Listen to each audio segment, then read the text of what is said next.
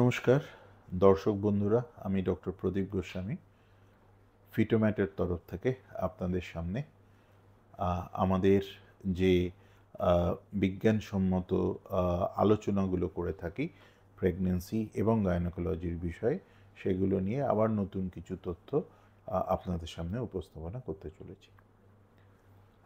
Pregnancy একটা যে কোনো মহিলার এবং তার হাজবেন্ডের কাছে অত্যন্ত গুরুত্বপূর্ণ অধ্যায়। দেখা গেছে যে প্রতি 100 জন প্রেগনেন্ট মহিলাদের ক্ষেত্রে আপ টু 95%, 94% বাচ্চার ক্ষেত্রে কোনো সমস্যা হয় না, কিন্তু অ্যাপ্রক্সিমেটলি 4 থেকে 6%, 4 to 6% বেবিসদের ক্ষেত্রে বাচ্চার কিছু কিছু সমস্যা হতে পারে। এই সমস্যাগুলো কখনো কখনো গঠনগত হতে পারে, যেমন হার্ট, লাং, ব্রেন, কিডনি, হাত, পা, মুখ এ সমস্ত কোনো ত্রুটি থাকতে পারে, অথবা কখনো কখনো এই সমস্যাগুলো জিনগত হতে পারে। জিন বা ক্রোমোজোম আমাদের শরীরের সেই অংশ যেগুলো বাইরে থেকে দেখা অথবা বোঝা যায় না, কিন্তু এগুলো হচ্ছে আমাদের শরীরের সেই ব্যাটারি যেগুলো আমাদের বুদ্ধি, বিকাশ, রোগ ভোগ, ভালো থাকা, খারাপ থাকা সব কিছুকে কন্ট্রোল করে। সমস্যা হলো যে জিনগত সমস্যা বাইরে থেকে দেখা অথবা বোঝা যায় না, খালি চোখে আল্ট্রাসাউন্ডের সাহায্যে আনবোর্ন চাইল্ডদের ক্ষেত্রে জিনগত সমস্যা দেখা অথবা বোঝা যায় না। সেই জন্য বিশেষ কিছু পরীক্ষার সাহায্য আমাদের নিতে হয়। প্রাথমিকভাবে এই টেস্টগুলো হচ্ছে একটি বিশেষ রক্তের পরীক্ষা, যেখানে রক্তের পরীক্ষার সঙ্গে মহিলাদের প্রেগন্যান্সি রিলেটেড হিস্ট্রি এবং আল্ট্রাসাউন্ড প্যারামিটার্সগুলো যোগ করা হয় এবং যোগ করে একটা কম্বিনেশন রেজাল্ট তৈরি করা হয়, এবং সেটা অ্যাকচুয়ালি একটা প্রবাবিলিটি অ্যানালিসিস বা একটা সংখ্যা তত্ত্বের অভিবাদন, যার সাহায্যে আমরা বুঝতে পারি যে গর্ভস্থ ভ্রূণের ক্ষেত্রে কমন যে জেনেটিক প্রবলেমগুলো আছে, পার্টিকুলারলি ডাউনস সিনড্রোম গ্রুপের যে সমস্যাগুলো থাকতে পারে, সেগুলো থাকার সম্ভাবনা আছে কি নেই। এর মধ্যে যে পরীক্ষাটা নিয়ে আজকে আমি আলোচনা করব সেটি হচ্ছে combined first trimester screening or double marker testing. জিনিসটা কি না, প্রেগন্যান্সি চলাকালীন প্রথম 3 মাস যখন শেষ হয়ে আসছে, মানে 12 উইক্সের মতো সময়, আরও প্রিসাইজলি বলতে গেলে 11 থেকে 14 হপ্তার মধ্যে, 13 হপ্তাহ 6 দিন বা 14 হপ্তার মধ্যে একটি বিশেষ আল্ট্রাসোনোগ্রাফি, যেটাকে নিউক্লিয়ার ট্রান্সলুসেন্সি স্ক্যান বলা হয়, তার সঙ্গে একটি বিশেষ ব্লাডের পরীক্ষা যেটাকে ডাবল মার্কার টেস্টিং বলা হয়, এই দুটোকে কম্বাইন করে একটা কম্বাইন্ড রেজাল্ট পাওয়া যায়, স্ট্যাটিস্টিক্যাল প্রবাবিলিটি অ্যানালিসিস, যেটার সাহায্যে আমরা বুঝতে পারি যে বাচ্চার বা গর্ভস্থ ভ্রূণের ডাউন সিনড্রোম বা তার যে allied conditions, Edward syndrome, Patau syndrome, এই ধরনের কোনো ক্রোমোজোমাল প্রবলেম হওয়ার সমস্যা আছে কিনা। এই ধরনের সমস্যা হলে ভ্রূণদের অনেক সময় গঠনগত ত্রুটি থাকতে পারে, আবার কখনো কখনো আল্ট্রাসাউন্ড ফিচার একদম নর্মাল হতে পারে, কিন্তু জন্মের পরে দেখা যায় যে বাচ্চাদের বুদ্ধির বিকাশটা ঠিকঠাক হচ্ছে না বা জন্মের পরে তারা নর্মাল লাইফ লিড করতে পারছে না। ডবল মার্কার টেস্ট কেন বলা হয় না, ডবল মার্কার টেস্টে দুটো প্রেগন্যান্সি স্পেসিফিক অ্যান্টিজেন বা হরমোন মায়ের রক্ত থেকে নিয়ে অ্যানালিসিস করা হয়। এই দুটো হরমোনের একটার নাম হচ্ছে ফ্রি বিটা এইচসিজি আর আরেকটা হচ্ছে প্যাপ a or pregnancy associated protein.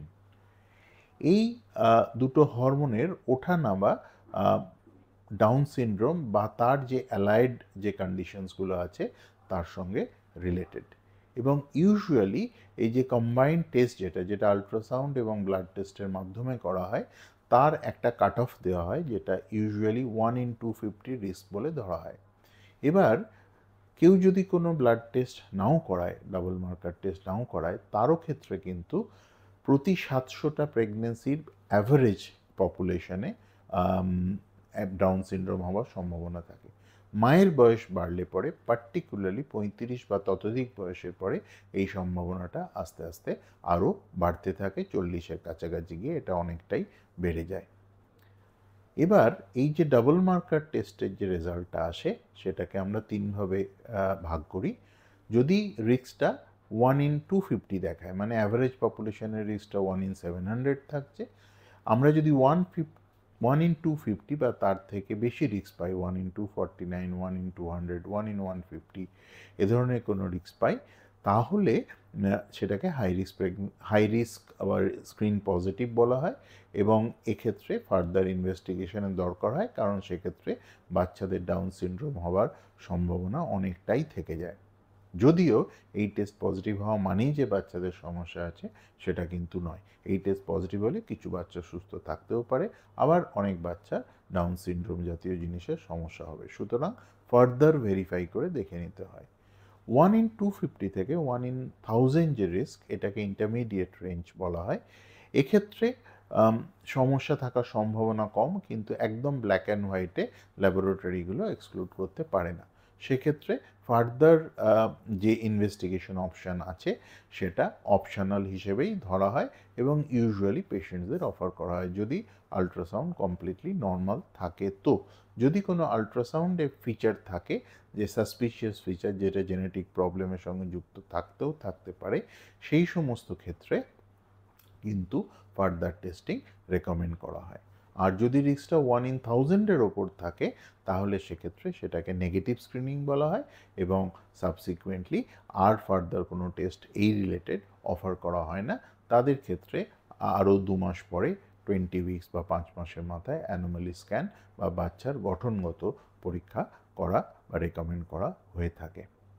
এবার যে প্রেগনেন্ট মহিলারা এই টেস্টের মধ্যে দিয়ে যান, তাদেরকে যখন এই টেস্ট করা হয় এবং সেটা পজিটিভ আসে, obviously that causes lots of anxiety, মানে প্রচুর অ্যাংশাস হয়ে পড়েন তারা, এবং তাদের ফ্যামিলিও এর শরিক হয়ে যান।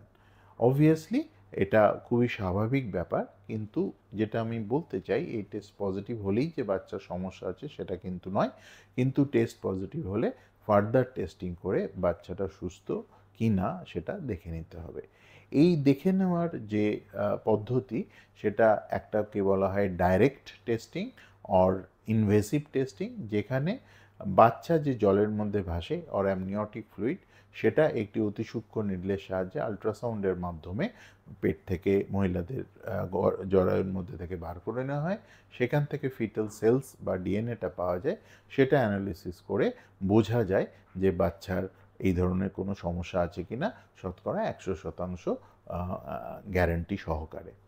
যদি মহিলারা, এই ধরনের মহিলারা আর্লি প্রেগনেন্সিতে আসেন, মানে 12-13 উইক্সের মধ্যে আসেন, তাহলে আর একটা অপশান হচ্ছে গর্ভস্থ ভ্রূণের যে ফুল বা প্ল্যাসেন্টা যেটা থাকে, তার একটু রস বা কলি সংগ্রহ করে, যেটাকে সিভিএস বা কোরিয়ান ভিলা স্যাম্পলিং বলা হয়, সেটার সাহায্যে সিমিলার পরীক্ষা করা যেতে পারে। সুতরাং এই ধরনের পরীক্ষার সাহায্যে কেউ কিন্তু স্ক্রিন পজিটিভ ক্ষেত্রে 100% ডায়াগনোসিস বা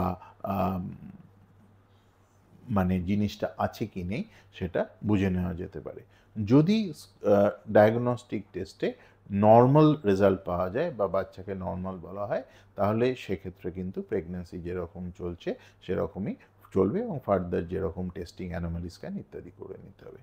যদি দেখা যায় যে বাচ্চার সমস্যা আছে এবং ডেফিনেটলি সেটা রিপ্রেজেন্টেটিভ, লেখার আকারে রিপ্রেজেন্টেশন করা হয় বা কনফার্মেশন করা হয়, সেক্ষেত্রে কিন্তু বাচ্চার সমস্যা থাকবে, এবং সেক্ষেত্রে হয়তো প্রেগনেন্সি নিয়ে না এগুনোই ভালো, বা না নেবার কথার জন্য ফার্দার কাউন্সেলিং করে ডিসিশন নিতে হবে।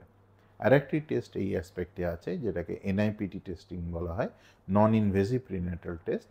সেটা মায়ের রক্ত থেকে ভ্রূণের ডিএনএ সংগ্রহ করে ডাউন সিনড্রোম বা অ্যালাইড কন্ডিশনস আছে কি না আছে সেটা বোঝা যেতে পারে।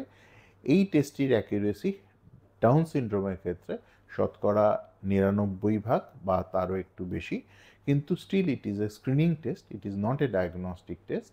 যদিও কিছু কিছু ক্ষেত্রে এই ধরনের টেস্টিং আমরা রেকমেন্ড করে থাকি, এবং এটার সাহায্যেও কিন্তু গর্ভস্থ ভ্রূণের সুস্থতা প্রমাণ করা সম্ভব হয়ে থাকে।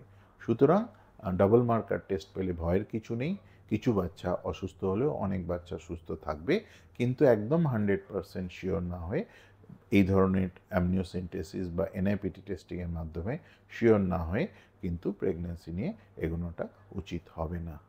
ধন্যবাদ।